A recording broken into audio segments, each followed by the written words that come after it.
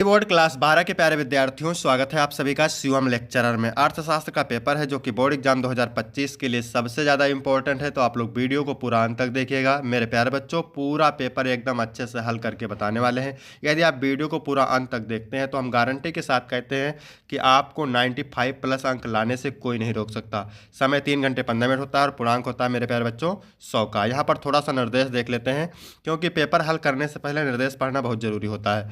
प्रारंभ के 15 मिनट परीक्षार्थियों को प्रश्न पत्र पढ़ने के लिए निर्धारित है। सभी प्रश्न अनिवार्य होते हैं। प्रश्न संख्या 1 से 10 तक बहुविकल्पीय प्रश्न है। प्रश्न संख्या 11 से 18 अति लघु उत्तरीय प्रश्न है, जिनका उत्तर आपको 50 शब्दों में देना है। प्रश्न संख्या 19 से 24 लघु उत्तरीय प्रश्न है, जिनका उत्तर 150 शब्दों में देना है। और प्रश्न संख्या 25 से 27 विस्तृत उत्तरीय प्रश्न है, जिनका उत्तर 300 शब्दों में देना है। तो सभी लोग वीडियो को लाइक कर देंगे, चैनल पर नए होंगे चैनल को सब्सक्राइब कर देंगे, शेयर कर देंगे। सभी प्रश्नों के निर्धारित अंक उसके सामने अंकित हैं। तो चलिए वीडियो को शुरू करते हैं। सबसे पहले बहुविकल्पीय प्रश्न। इसमें प्रश्न नंबर 1 है, अर्थशास्त्र के जनक कौन कहे जाते हैं? Adam Smith, Marshall, Robbins, Mehta.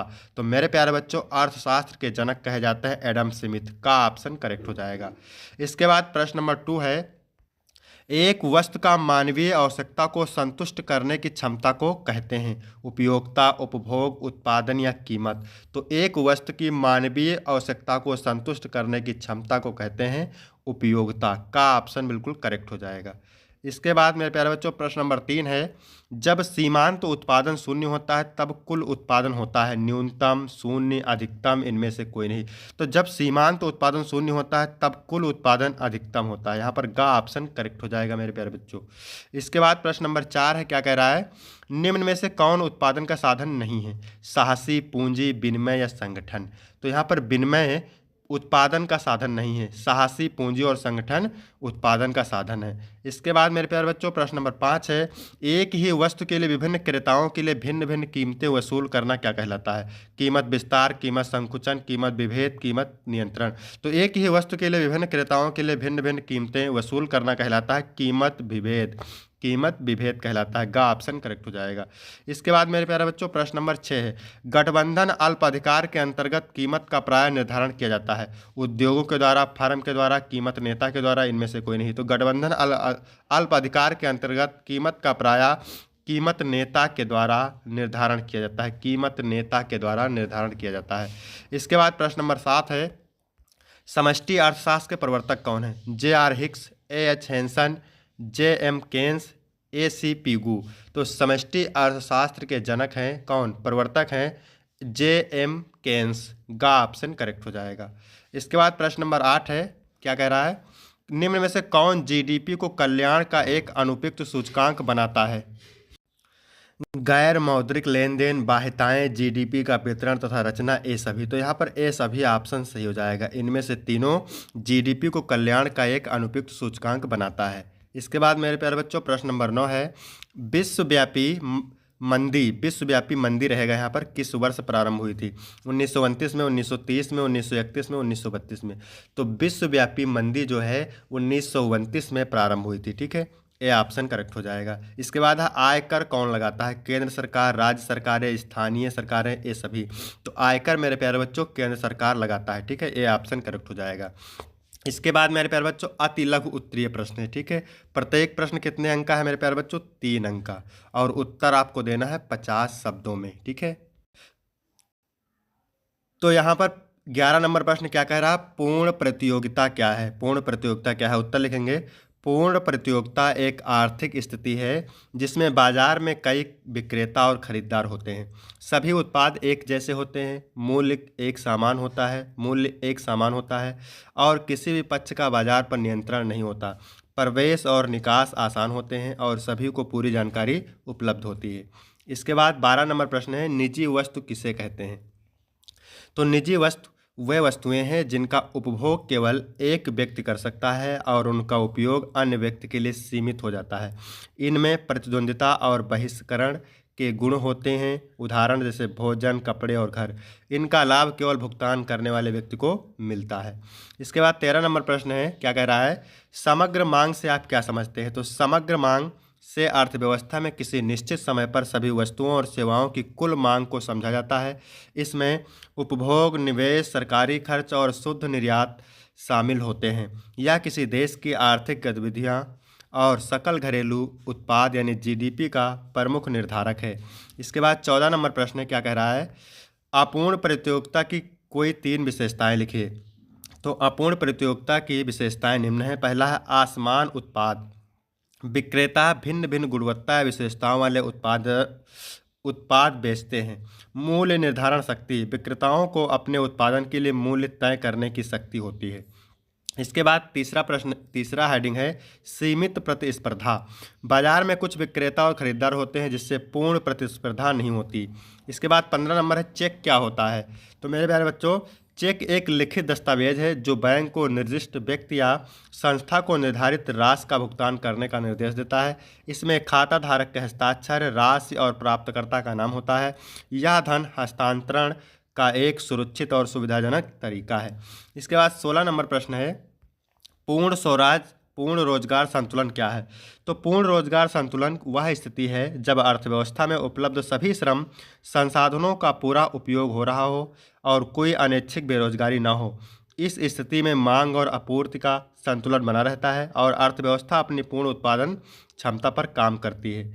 इसके बाद मेरे प्यारे बच्चों 17 नंबर प्रश्न क्या कह रहा है, सरकारी बजट क्या है। तो सरकारी बजट सरकार द्वारा एक वित्तीय दस्तावेज है जिसमें आगामी वित्तीय वर्ष के लिए आय और व्यय का अनुमान प्रस्तुत किया जाता है। यह सार्वजनिक सेवाओं, विकास योजनाओं और अर्थव्यवस्था को संतुलित रखने के लिए सरकार की वित्तीय नीति और प्राथमिकताओं को दर्शाता है। इसके बाद 18 नंबर है अप्रत्यक्ष कर का अर्थ बताइए तथा उदाहरण लिखिए। अप्रत्यक्ष कर वह कर है जो वस्तुओं और सेवाओं पर लगाया जाता है और उपभोक्ता द्वारा भुगतान किया जाता है, लेकिन इसे सरकार को विक्रेता के माध्यम से प्राप्त किया जाता है। यह कर सभी पर समान रूप से लागू होता है। उदाहरण वस्तु और सेवा कर, जीएसटी, सीमा शुल्क और उत्पाद शुल्क। इसके बाद में लघु उत्तरीय प्रश्न है। प्रत्येक उत्तर देना है 6 अंक का है और उत्तर देना है आपको 150 शब्दों में।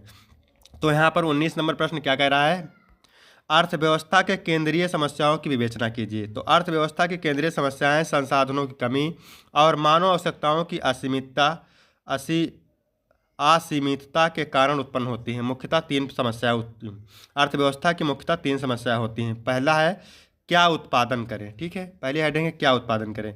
इसमें यह तय किया जाता है कि कौन कौन से वस्त्र और सेवाएं अर्थव्यवस्था में बनाई जाएंगी, किस मात्रा में और किस वर्ग की आवश्यकताओं को प्राथमिकता दी जाएगी। दूसरा है कैसे उत्पादन करें।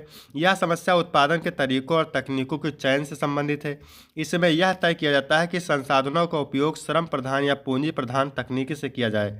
इसके बाद तीसरी हेडिंग है किसके लिए उत्पादन करें। यह तय करता है कि उत्पादित वस्तुएं और सेवाएं किन व्यक्तियों या वर्गों को प्रदान की जाएंगी, अर्थात वितरण का निर्धारण।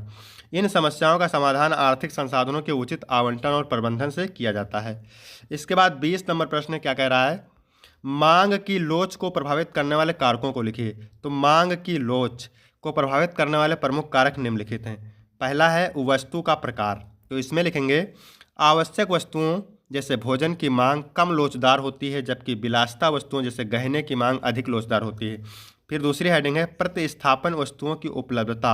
यदि वस्तु का अच्छा विकल्प उपलब्ध है तो उसकी मांग अधिक लोचदार होती है।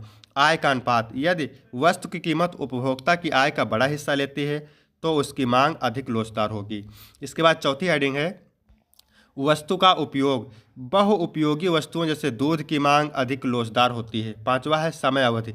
लंबी अवधि में मांग अधिक लोचदार होती है क्योंकि उपभोक्ता विकल्प खोज सकते हैं। उपभोक्ता प्राथमिकता, यदि उपभोक्ता किसी वस्तु के प्रति अधिक वफादार हैं तो उसकी मांग कम लोचदार होगी।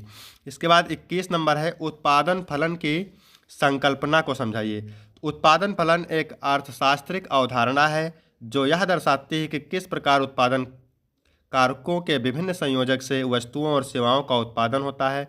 इसमें उत्पादन को मापने के लिए आमतौर पर श्रम, पूंजी और अन्य उत्पादन कारकों की मात्रा को शामिल किया जाता है। उत्पादन फलन का उद्देश्य यह समझना होता है कि उत्पादन के स्तर पर विभिन्न कारकों का प्रभाव कैसे होता है।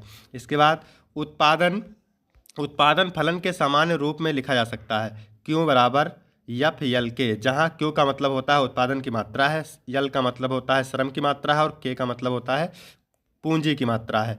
इसके आगे लिखेंगे यह फलन उत्पादन प्रक्रिया की कार्यक्षमता, तकनीकी प्रगति और कारकों की मिक्स के आधार पर विभिन्न स्तरों पर उत्पादन को समझने में मदद करता है। उत्पादन फलन का अध्ययन यह समझने में सहायक होता है कि सीमित संसाधनों का उपयोग कैसे किया जाए ताकि अधिकतम उत्पादन संभव हो सके। इसके बाद है 22 नंबर प्रश्न। क्या कह रहा है? व्यष्टि और समष्टि अर्थशास्त्र में अंतर। तो व्यष्टि अर्थशास्त्र और समष्टि अर्थशास्त्र के बीच मुख्य अंतर उनकी दृष्टिकोण और विषय वस्तु से है। पहली हेडिंग लिखेंगे व्यष्टि अर्थशास्त्र। इसमें लिखेंगे यह व्यक्तिगत उपभोक्ताओं, निर्माताओं, उद्योगों और बाजारों के स्तर पर अर्थव्यवस्था के व्यवहार का अध्ययन करता है। व्यष्टि अर्थशास्त्र में विषय वस्तु होती है जैसे कीमतों का निर्धारण, उपभोक्ता व्यवहार, उत्पादन का निर्णय, बाजार की मांग और आपूर्ति और प्रतिस्पर्धा। उदाहरण उपभोक्ता की मांग, एकल फर्म का उत्पादन स्तर, मजदूरी करें। इसके बाद में है समष्टि अर्थशास्त्र। इसमें लिखेंगे यह पूरे देश की अर्थव्यवस्था के व्यापक स्तर पर अध्ययन करता है जैसे राष्ट्रीय उत्पादन, आय, बेरोजगारी, महंगाई और आर्थिक वृद्धि। समष्टि अर्थशास्त्र में विषय वस्तु होती है जैसे कुल मांग और आपूर्ति, मुद्रास्फीति, आर्थिक चक्र और देश की समग्र अर्थव्यवस्था का प्रदर्शन। उदाहरण के लिए जीडीपी, मुद्रास्फीति दर, बेरोजगारी दर, आर्थिक विकास दर। इसके बाद मेरे प्यारे बच्चों प्रश्न नंबर 23 है। क्या कह रहा है? मुद्रा की विशेषताएं क्या है? मुद्रा की मुख्य विशेषताएं निम्न हैं। पहली विशेषता है स्वीकृति की सार्वभौमिकता। मुद्रा का उपयोग विभिन्न लेन देन में सार्वभौमिक रूप से स्वीकार किया जाता है, चाहे वह खरीदारी हो या भुगतान। विनिमय का माध्यम। मुद्रा का मुख्य कारण है वस्तु और सेवा का विनिमय करना। यह लेन देन को सरल बनाती है। तीसरा है मूल्य का मापन। मुद्रा के जरिए वस्तुओं और सेवाओं का मूल्य निर्धारण होता है जिससे कीमतों की तुलना करना आसान हो जाता है। इसके बाद चौथी हेडिंग है संग्रहणीयता। मुद्रा का उपयोग धन को संचित करने के लिए, इकट्ठा करने के लिए किया जाता है ताकि भविष्य में उपयोग किया जा सके। विनिमय की सुविधा। मुद्रा का मुख्य लाभ है कि वह अन्य वस्तुओं और सेवाओं के साथ आसानी से बदली जा सकती है। स्वीकृति में स्थिरता। इसमें लिखेंगे मुद्रा का नाम मान, मूल्य और विश्वास पर आधारित होता है जो आमतौर पर स्थिर और विश्वसनीय रहता है। इसके बाद 24 नंबर प्रश्न क्या कह रहा है? ऐच्छिक बेरोजगारी तथा अनैच्छिक बेरोजगारी के संकल्पना को स्पष्ट कीजिए। तो पहले हेडिंग डालेंगे ऐच्छिक बेरोजगारी। इसमें लिखेंगे ऐच्छिक बेरोजगारी उस स्थिति को कहते हैं जब व्यक्ति कार्य करने में सक्षम होते हुए भी स्वेच्छा से काम करना नहीं चाहता। यह तब होता है जब व्यक्ति अपने कौशल, योग्यता या वेतन के अनुरूप कार्य न मिलने पर कार्य को अस्वीकार कर देता है। यह बेरोजगारी अक्सर उच्च वेतन या बेहतर कार्य परिस्थितियों की अपेक्षा के कारण होती है। इसके बाद है अनैच्छिक बेरोजगारी। इसमें लिखेंगे मेरे प्यारे बच्चों अनैच्छिक बेरोजगारी उस स्थिति को दर्शाती है जब कोई व्यक्ति काम करना चाहता है और काम करने के लिए तैयार है लेकिन उसे रोजगार नहीं मिलता। यह आर्थिक मंदी, उद्योग की कमी या तकनीकी विकास के कारण हो सकता है। इस प्रकार की बेरोजगारी अक्सर श्रम बाजार में असंतुलन या मांग की कमी के कारण उत्पन्न होती है।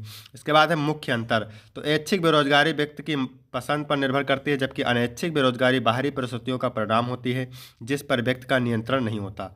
इसके बाद मेरे प्यारे बच्चों दीर्घ उत्तरीय प्रश्न है। तो जो प्रश्न हम बता रहे हैं इनका आंसर नहीं है लेकिन आप लोग तैयार करेंगे, मोस्ट इंपॉर्टेंट है बोर्ड एग्जाम के लिए। प्रत्येक प्रश्न 10 अंक का है, ठीक है। उत्तर आपको 300 शब्दों में देना है। 25 नंबर है बाजार का अर्थ, परिभाषा एवं तत्वों का वर्णन। अथवा एक पूर्ण प्रतियोगिता बाजार में प्रत्येक फर्म दीर्घकाल में केवल सामान्य लाभ ही अर्जित करती है, विस्तार से समझाइए। 26 नंबर है मांग की कीमत लोच किसे कहते हैं? मांग की कीमत लोच को मापने कि किसी एक विधि को समझाइए। इसके बाद अथवा करके दिया हुआ है मेरे प्यारे बच्चों प्रवर्ती अनुपातों के नियम को सचित्र व्याख्या कीजिए। 27 नंबर है व्यावसायिक बैंक के मुख्य कार्यों को संक्षेप में लिखिए अथवा कीन्स के रोजगार सिद्धांत के विस्तृत व्याख्या कीजिए। तो यहाँ तक मेरे प्यारे बच्चों वीडियो कंप्लीट होता है। वीडियो अच्छा लगा तो वीडियो को लाइक करें, चैनल को सब्सक्राइब करें और कमेंट करके जरूर बताएं मेरे प्यारे बच्चों वीडियो कैसा लगा। यहाँ पर सारे विषय का मॉडल पेपर उपलब्ध है, बोर्ड परीक्षा की अच्छे से तैयारी की जाती है। तो आप लोग चैनल को नहीं सब्सक्राइब किए हैं अभी तक तो चैनल को जरूर सब्सक्राइब करें। धन्यवाद।